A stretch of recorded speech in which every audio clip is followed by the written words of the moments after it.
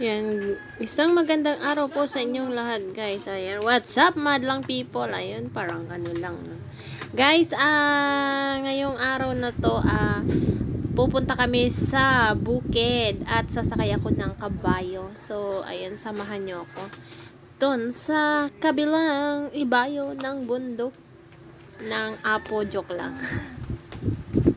Bundok ng sa likod ng bundok ng Sampad sa San Antonio. So, ayan guys, tara at samahan nyo ako.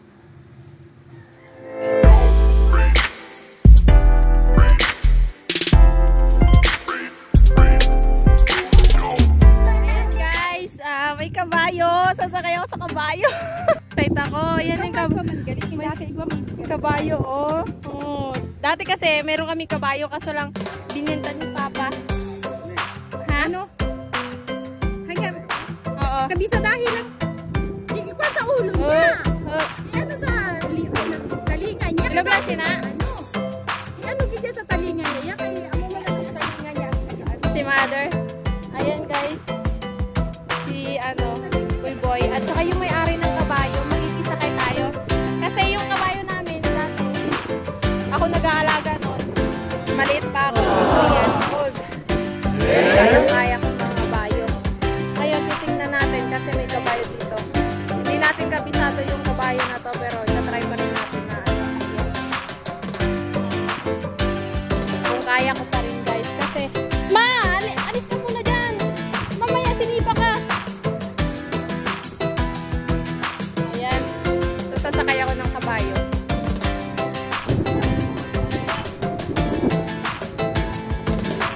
Guys. Okay na. Ayun! Guys, gano'n na sa ayun, dati kasi may kabayo kami. So, alam ko na kung paano sumakay ng kabayo. Kahit walang usal ang dito. Dalhin mo na yan pa Ilaya. So,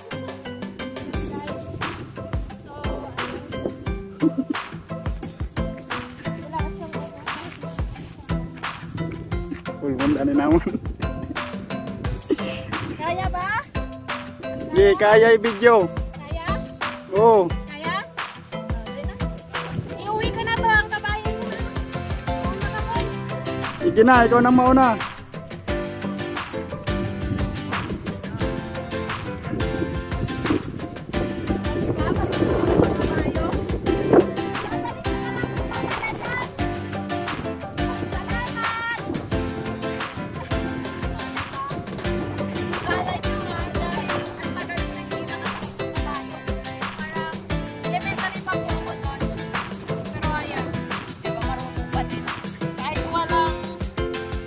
Walang sapin na yung pang-karina ba yun? Pang-kamanero ba tawag doon? Oo. Kamanero at saka yung pamalo. Magigpik. Sapin ko lang yung yung balakabal ng nanay ko. Ayun. So ayun guys, talagang napaka nung araw na to kasi ayun, nakasakay ako ng kabayo ulit. Inuwi ko na kabayo dito. Mahiga lang na.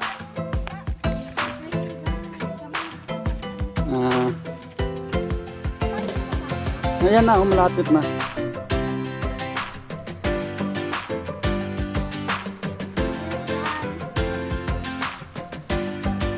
Magkasabi, marunong pa rin ako sa yung kabayo. Elementan pa.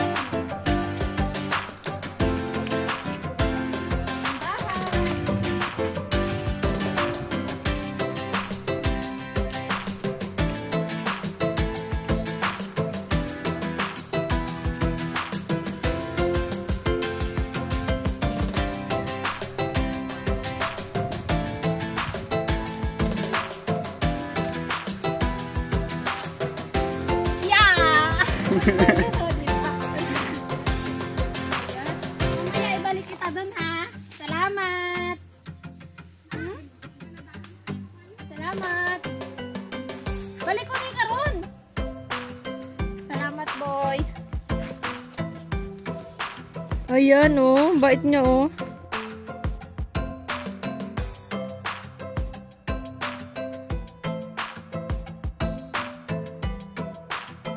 Nandito kami sa bahay ng kaibigan ng kapatid ko. Ayan. Nangkasakay din ng kabayo. After how many years? Kaya nga. Tawag sini? After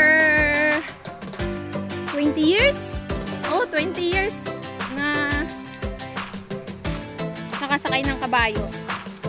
Ulit. Kasi yung kabayo namin, yun guys, oh, may manok. Tapos yung palayan na yun, ang ganda.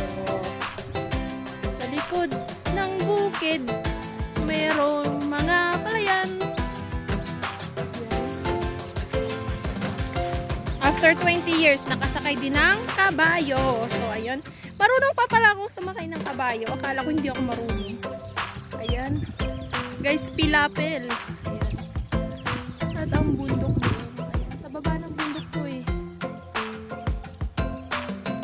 Ayan. Ay, ang sarap ng hangin. Nakaka-excite. At saka nakaka-enjoy. Ayan guys. Ang layo po nito guys sa bahay namin. At hindi to sa amin, sa sa friend ng kapatid ko. So, at saka kakilala din ni mama. So, yun, pumunta kami dito. Kami ng manok. So, ayan, paikot. Hindi pa ako nakapunta doon sa palayan nila mama.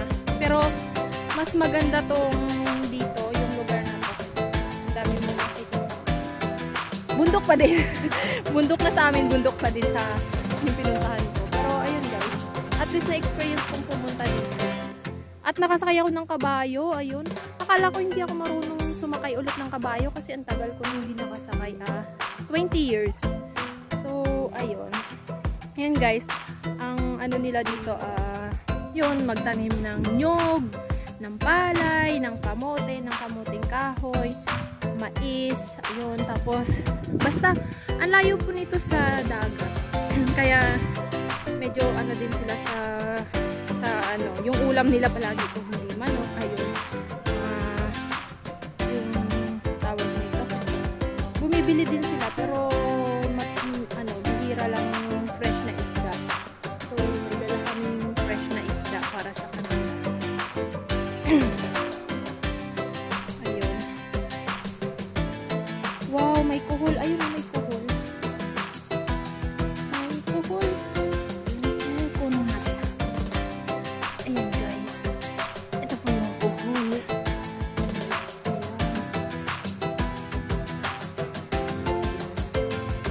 Pag malalaki yung kuhol, ewan ko kung kinakain nila.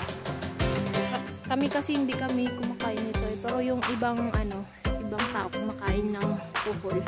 Hindi kami kumakain yan kasi yung, alam mo yun, pag nag-spray ka ng ng palay, yung gamot, bawal kainin. Kasi di ba, na-absorb nila yung gamot ng palay. So, hindi kami kumakain.